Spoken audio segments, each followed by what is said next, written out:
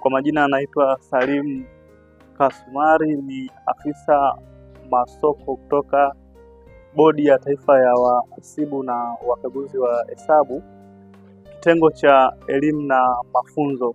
Sisi kama elimu na mafunzo tunajitahidi kutoa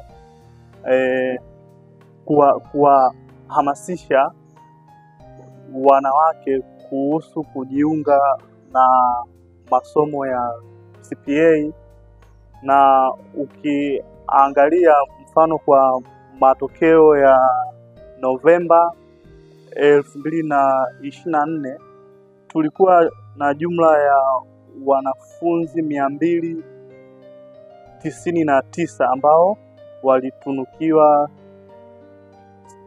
CPA, na kati ya hao wanafunzi 166 ambao ni karibia asilimia 54 ilikuwa ni wanawake.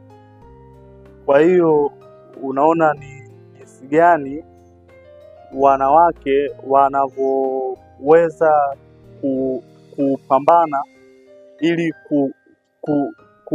kufikia ule mlengo wa taifa wa kuwainua wao kiuchumi. Kwa hiyo ni jambo zuri sana kufanya kazi na wanawake na kuendelea kuwahamasisha kujishughulisha na shughuli mbalimbali za kujenga taifa letu.